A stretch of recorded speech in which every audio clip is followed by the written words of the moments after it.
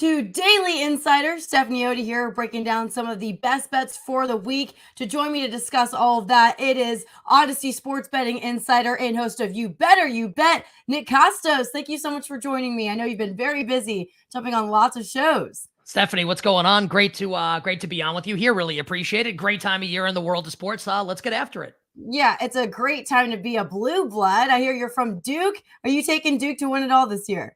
Well, I did not go to Duke. I actually have one of my cousins went to Duke. Okay. So I guess it's kind of like in the family a little bit to like Duke. I do think Duke's going to win it all, and I am going to bet Duke against North Carolina. I'm going to lay the 4 coming up on Saturday. We can get into some of the reasons why if you'd like, but I do think that Duke is going to end up winning the championship, which I feel like is going to upset a lot of people. Duke has never really been that offensive to me. Maybe it's because I'm from New York and it's not like a college sports town. I've been following college sports my whole life, but Duke has never really bothered me that much. So I'm not really going to be upset if and when Duke wins and cuts down the nets next Monday night. Yeah, I like to see new teams get into the Final Four. All of my Final Four were wiped out by the Elite Eight. I had Arizona winning it all. But the Duke story with North Carolina, I think this was a good superlative to that. If we couldn't have, a new guy in there, to have these two teams finally face off in Coach K's final year would be a great way to finish it out. So when you look at that storyline, lots to dive into. But when you look at that right out of the gate, there was a lot of speculation about whether officiating or, maybe CBS just wanted to push the Coach K story. Do you think that tied into it at all? Actually, I don't really, because I feel like if that were ever to have happened, like the Duke officiating like conspiracy, which like I had definitely been like, it could have played into it. So I don't think your question is off base. Part of my handicap of the Duke Texas Tech game in the Sweet 16 round was, listen, the way Texas Tech plays defense, the NCAA tournament's a $5 billion television show. Like Texas Tech went to the final a couple of years ago, but they're honestly, no disrespect to their program or their fans, and they're rabid fans and they're great. They're a big player in all of this, and Duke is the star and Coach K is the star. And I felt that if it came down to it, like there would be like probably like a good whistle, a favorable whistle for Duke against Texas Tech. And that wasn't really the case. It was more just like Duke couldn't miss in the second half of the game. And that's how Duke was able to get past Texas Tech. I felt Arkansas was just outmatched by Duke, and Gonzaga played like an F- game in the Sweet 16 round, Arkansas getting by the Zags. So I actually don't think that that's really played like a major role in Duke getting to this point. So, I don't even think you could say that in the Michigan State game either, when Duke just went nuclear down the stretch and didn't miss a shot. And Michigan State played an A+ game in the second round. So I think this has actually been pretty well earned by Duke getting to the Final Four. Yeah, and I think they have a lot more to play for with it being Coach K's last year. Might give them the extra juice. They lost to their last home game against North Carolina. So I think that might give them the extra push. This one, I think the winner of this game, I think will probably win it all. But when you look at Kansas, they look pretty powerful as well. Villanova, I think the saddest thing about that game was looking at Justin out on the bench. He couldn't finish the game out. That might be the biggest way to look at this line here, is how much it's going to skew whether or not Justin Moore can play. When you look at whether he will be available, how does this change the way you'll take this one? Yeah, I mean, Moore, I don't know, it looks very unlikely he's going to play in the game. I think the diagnosis was torn Achilles, so I think he's going to be out for a while, obviously, unfortunately for him, barring some sort of miraculous recovery. And so if we're going to run under the expectation that he's not going to play, I think the question that bettors have to ask themselves, and we can get to the total in a second, because I actually think there's a really valuable betting angle as far as the total is concerned. But if we're going to talk against the spread, like, if Justin Moore were going to play in this game, I think a lot of people that I respect, like my co-host on You Better You Bet, Ken Barkley on Twitter at Lockie Lockerson, mathematically models all these games, and his spreads are usually dead on. He would have had Kansas as maybe like a 1.5 or a 2-point favorite against Villanova if Moore plays. Ken Pom, right, who's like the godfather of college basketball analytics. A lot of people use his stuff and reference it. Has it Kansas won if Justin Moore is going to play in the game? So now we're seeing Kansas -4.5, and I look at this as being like one big guess. Like, I don't think anyone really knows how many points Moore is worth to the point spread. Like, we know he's an important player on the team. We know Villanova's got a pretty short rotation, but like, is he worth 3 points? Is he worth 2.5 points? I think the zone, given what it's in now, Kansas 4.5, I feel like is okay. Like, it's an okay guess to make that this is what it should be. But I think if the line's going to venture out anymore, and it's my expectation that it will, that comes Saturday, I can't imagine people are going to be terribly interested in betting Villanova in this game. So I would imagine that Kansas is going to see a lot of support, public, possibly or otherwise, that maybe we get a 5, maybe we get a 5.5 in this game. And if like that's going to be the case, then I think I'm going to be interested in Villanova. So it's never Kansas for me at any of these numbers. I feel like there's too much unknown here, and I trust Jay Wright more than Bill Self. Does that mean Kansas like can't or won't cover? Like, of course not. They could win the game by 50. It could be a huge deal. Just that I think like a better guess to make is that the market may be overvaluing it the more that the line trends out in favor of Kansas because of the Moore injury. So I haven't made a decision yet. 5.5, I'm probably in on Villanova if and when we get there. I am going to bet the over in the game. So I'll be on over 132.5 here with Nova and Kansas. If you look at Kansas point totals the entire season, this is going to be, I think it's like one of like the 2 or 3 lowest we've seen a Kansas game be totaled this year. And it makes sense, I think, when you, on the surface, because Villanova likes to play slow. Villanova games go under. Look at the games that Villanova's played on en route to the Final Four, whether it's against Houston, who's dying to play slow, Michigan and Ohio State, who despite having good offenses, like generally play pretty slow. So like I think those games were always like earmarked to be a little bit lower scoring. Kansas wants to get up and down, and Kansas wants to run and gun. And without Justin Moore, I think there's an easy case to be made that Kansas can build and hold a lead. And if that's the case, Nova's going to have to score here. I love the over in this game. So that's a bet that I will be on no matter what, is over with Nova and Kansas. Yeah, looking at the total difference between these two games, Duke, North Carolina, over 20 points more taken in that one. So do you think you'd take the under in that one? I don't know that I'm going to bet the total in that game. Overs have not gone well for me. So I'm going to stay away from the totals on these two. I think, I am definitely going to bet Duke. At some books, this number's 4. So like it's kind of ping-ponging back and forth, 4.5. It's my expectation that the number closes 4. We may even see a 3.5. I think Carolina will see some support. I think 4 will likely be the number that this game closes at. So whether it's 4 or 4.5, if you're betting Duke, you'd rather lay the 4 than the 4.5. But anyway, we've got a couple pieces of market data to go off of here, which is I think what makes this intensely fascinating, right? Like Nova and Kansas haven't played this year. Duke and Carolina have played twice. And it's not an apples to apples comparison, but I do want to draw at least a slight parallel between this game and the college football national championship game between Alabama and Georgia, because I think the dynamics are somewhat similar. So they play in the SEC championship game. I believe Georgia closes 6.5 in that game against Bama. Bama obviously beats the stuffing out of them in that game, wins the SEC championship. They meet in the national championship game, and we can avoid the fact like we don't have to like John Mechie was hurt, which made the line even weirder in the national title game. Georgia closes 2.5 in that game against Alabama. So we had a 4-point swing from SEC championship to national championship off the result of one game. And my argument was when I bet Georgia, and I could have been wrong. This is not like saying after the fact, like, oh, like Georgia covered, so I was right. I think I made a great bet regardless. I thought Georgia was the right side regardless. I was comfortable with that bet. Even if Alabama would have won the game, I would have felt good about it because I think, it was way too big of an adjustment. So now we've got 2 pieces of market data to go off of. The 2 meetings that these 2 teams had in the regular season. They played in Chapel Hill, so Duke the road team. Duke closed a 3.5-point favorite on the road. The implication there, if you're going to give 3 points of home court advantage in college hoops, let's say even you want to call it 3.5 because it's a major rivalry game, is that Duke is 6.5 or 7 points better than Carolina on a neutral. They then play in the final regular season game for Coach K at Cameron Indoor. Carolina obviously kills them in the game. Doesn't matter. Let's talk about the point spread. Duke closes 11.5. Now, Duke took an absolute avalanche of support, as you might expect, leading up to a game like that, public or otherwise. So even if we want to say like the true number in that game was 10.5 or 10, again, 3 or 3.5 points for home court, Duke 6.5 or 7 points better than Carolina on a neutral. So now the argument that Carolina backers will make as well, Carolina's become a different team. They killed Duke in that game. They lose to Virginia Tech in the ACC tournament, but then they're ripping through like their region to get to the Final Four. Like, great. That's true. Also, Duke's here. Like, Duke got to the Final Four also. And I get that Duke didn't beat Gonzaga. They also didn't have to play Gonzaga on the way there to improve their rating. So, like, I think, again, question that people have to ask themselves. Do you think that there should be a 2.5, 3-point adjustment here off the regular season numbers to now based on what we've seen? Because if your argument is just, well, Carolina's been so great, sure. But Duke is here too.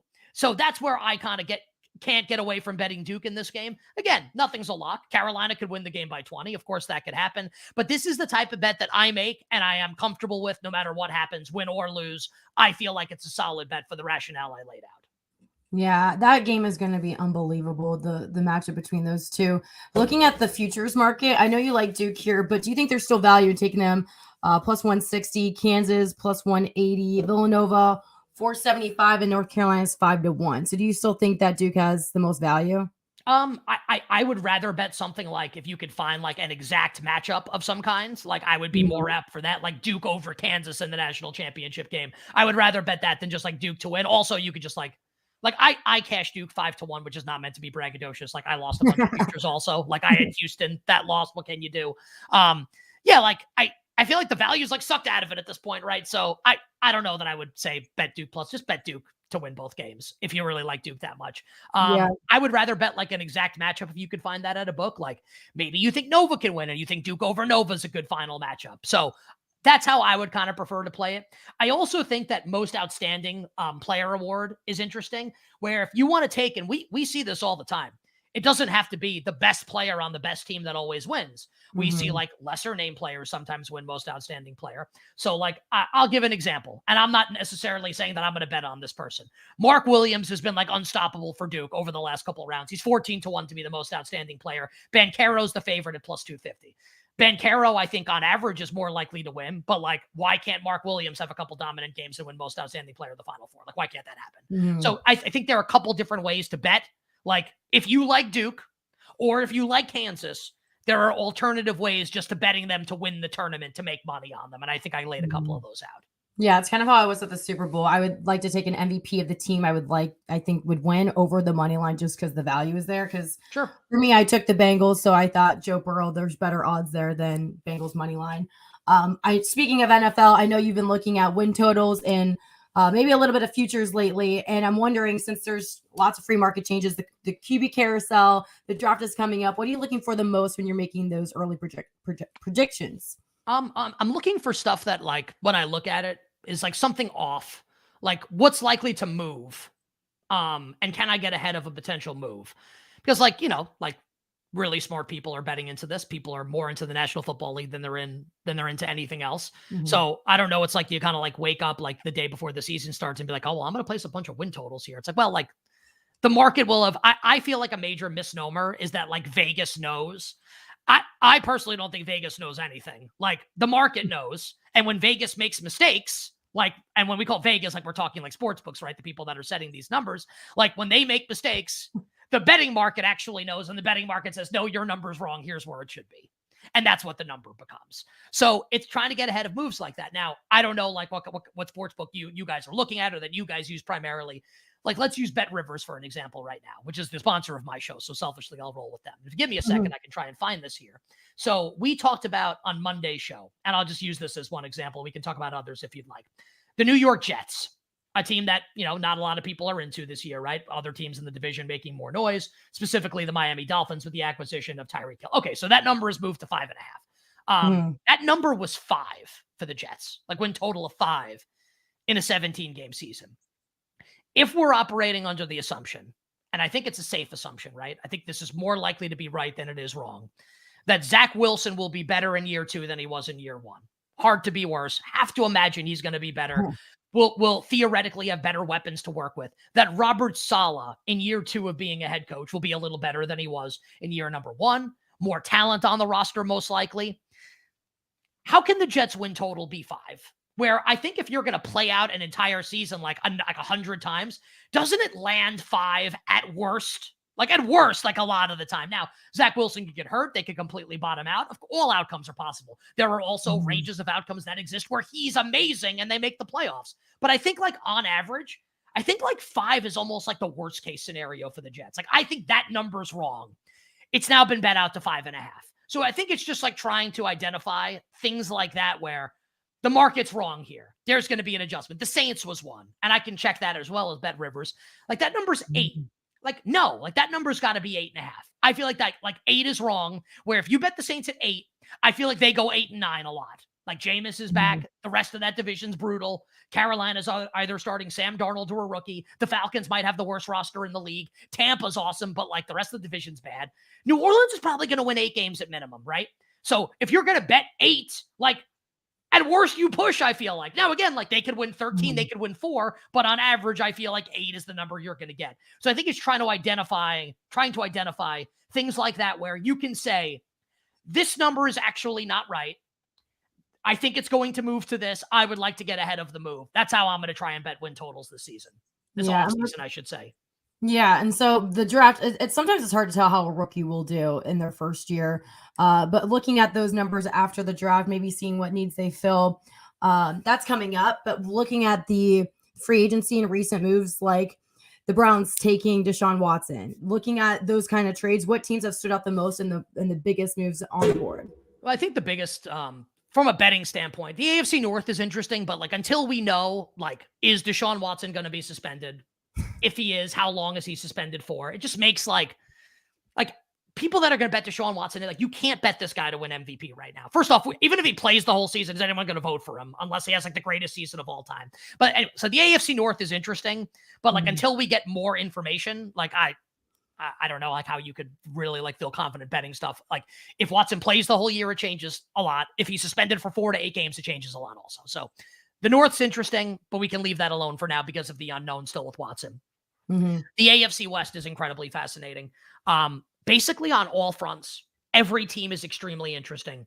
I think the Raiders have gotten a lot better this offseason. I think you can make a strong argument the coaching staff will be better this year with Josh McDaniels, that the front office will be better with Dave Ziegler coming in to replace Mike Mayock, a.k.a. John Gruden, who was basically running the show. They replace Yannick Ngakoue rushing the passer with Chandler Jones, upgrade. They trade for Devontae Adams. Awesome. Got the rapport with Derek Carr, who's coming off a great season. The Raiders made the playoffs last year and came within a play, like literally one play on a 4th and goal, of beating the Bengals and like knocking the Bengals out of the playoffs. Their run to the Super Bowl doesn't happen. So the Raiders are projected to be like maybe like the best last place team in the history of the NFL. The Broncos get Russell Wilson. The thought is they're going to be great. They also have a first-year head coach. How do we know how this is going to look? How's the marriage going to be? The Chargers, whom I love Brandon Staley. I love Justin Herbert. Also, like, can they do something first before, like, we're going to crown them and be like, this team's going to be amazing? Can they get it done? Can they show us that they can get it done first before? Because, like, we all have belief, but then they let us down every single year. And then we have the Chiefs, obviously, now without Tyreek Hill, and look to be in the middle of, like, a soft rebuild, as much of a rebuild as you could possibly have when you have a first ballot Hall of Fame quarterback. So I think it's all intensely interesting. So at Bet Rivers, at least, the win totals are KC 10.5, Denver and the Chargers 10, Raiders 8.5.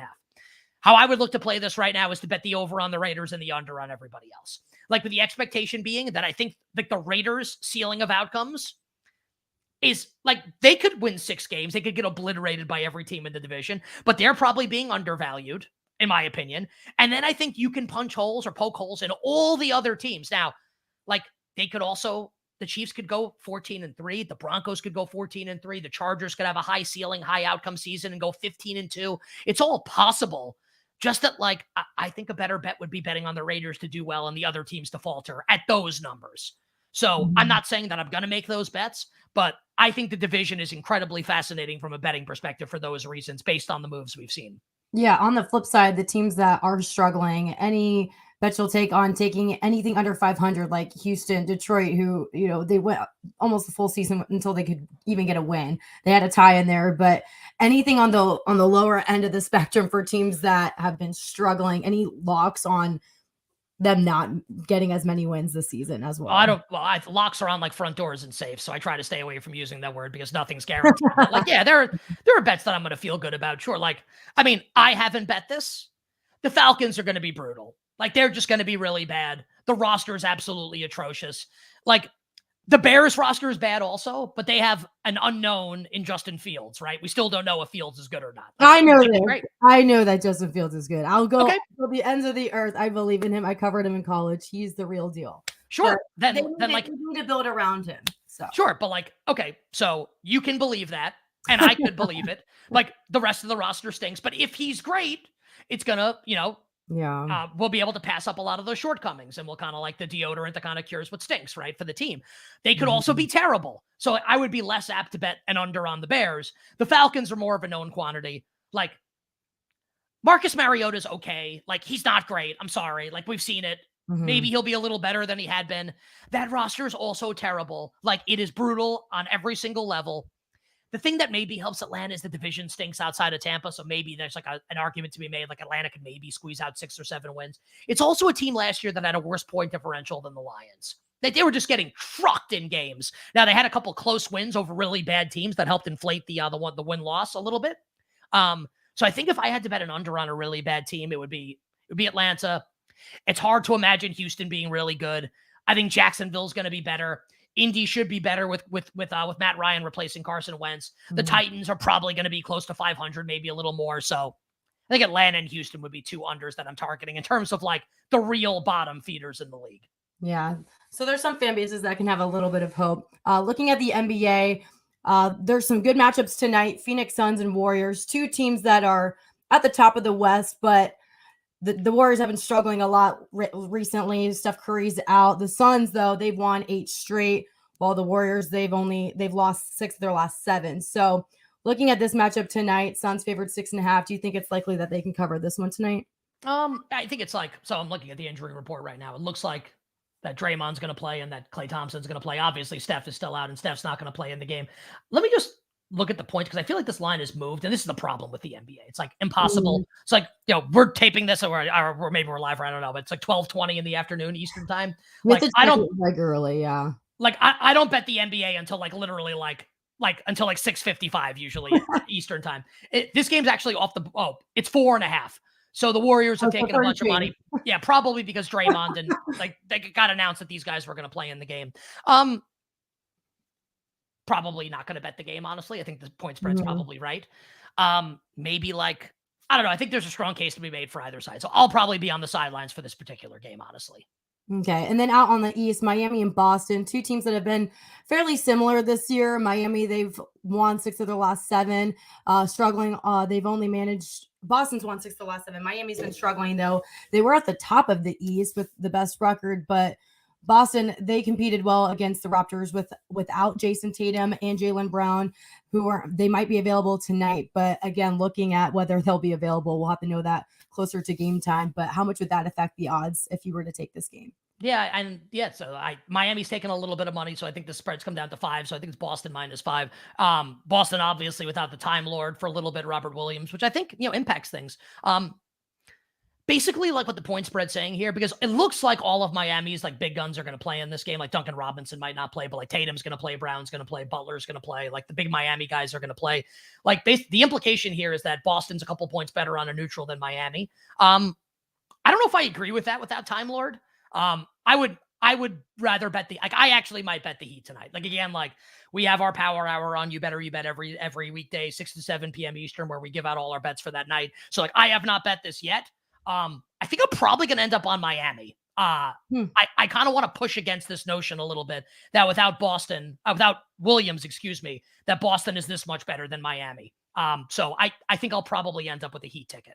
Yeah, if you look at the odds for the futures for these two conferences, East and West, do you have any changes from at the start of the season to the midway? Because at the All-Star break, I was between the Warriors and the Suns, and now I lean towards the Suns at the break, but I think it's the Warriors are moving one way and the Suns are moving the other. So when you look at the futures, I mean, they're only ahead of Dallas by 1 game. And do you think that they could keep dropping down the closer we get to the offseason? Well, I think even if they do, it's not like the East where it's like a murderer's row where you have all these like great. Now look at like, are the Clippers going to get Kawhi Leonard back to join Paul George? Like, are the Nuggets going to be able to integrate a healthy Jamal Murray and Michael Porter Jr. back into their lineup? So I think there are questions that are still unanswered. But I mean, if Golden State gets Curry back and they're able to coalesce with Curry and Draymond and Klay, that's probably your second best team in the conference, right? If that's going to be the case. Now it's a big if, which is why you see Phoenix basically at even money to win the Western Conference. I think it's really hard to get away from anyone other than Phoenix, like making a case. If you had to, like playing long shots, I feel like it's tough again because it's based on injury stuff right now. Dallas is interesting. I don't trust them because I don't like Jason Kidd. But if Luka is going to kind of ascend to this like pantheon and like rarefied air, and like be like Bird or Magic or like an all-time great, which is within his range of outcomes, he's not there yet, then like Dallas could definitely make like he could just like carry them on his back, like through like a big run through the postseason, but hard to get away from Phoenix at this point. Yeah, I know you got to run just to even out really quickly. Who's your pick for the East? It's pretty loaded out there right now. Impossible to say right now, only because like there's a lot of jockeying for position. If I am any one of these teams at the top, my goal is to avoid being the 2 seed. Because you do not want to play Brooklyn in the 2-7 matchup, which is most likely what you're going to have to do. And you do not want to be the 2 or the 3. You want to be off of Brooklyn's side. You want to be you want to be 1 or 4. Like, I don't know how this is going to shake out. Like, as of right now, Milwaukee's the 2. It would likely be Milwaukee, Brooklyn in the first round. Like, I think Milwaukee's the best team, but also, like, do I feel comfortable taking Milwaukee to win the East if they have to play Brooklyn in the first round? I don't. Let's just say, like, Milwaukee ends up away from Brooklyn, even for a round. I like the Bucks. Otherwise, I think it's kind of impossible until we know what the order is going to be. Like, until I see the bracket. Yeah, and that one came close last year, so would be interesting to see a rematch again in the East between the Nets and the Bucks. But it'll be interesting. Thank you so much, Nick. You covered so much for us. I know you've been busy. Really appreciate. You can catch him on You Better You Bet, sports betting insider at Audacity Sports. Nick Kostos, thank you so much for joining me. Stephanie, appreciate it. Wishing you and all your great listeners and viewers minimal sweats, winning bets, the absolute very best of luck. Oh, great sign off. Thank you so much. That's not bad. You got it. Well, that's it, you guys. Great insight from Nick. Lots to get into for the weekend ahead. I'm so pumped for the Final Four, that UNC Duke game. I'm still deciding which way I'm going to take it, but sounds like Nick's all in on Duke. I'm still kind of weighing my odds. I'll probably wait till the last minute to take that bet, but Kevin and I will be back on tomorrow. We're going to be breaking down even more NCAA tournament, getting into that. But thank you guys so much for joining me, and have best luck on your bets tonight, and we will see you tomorrow.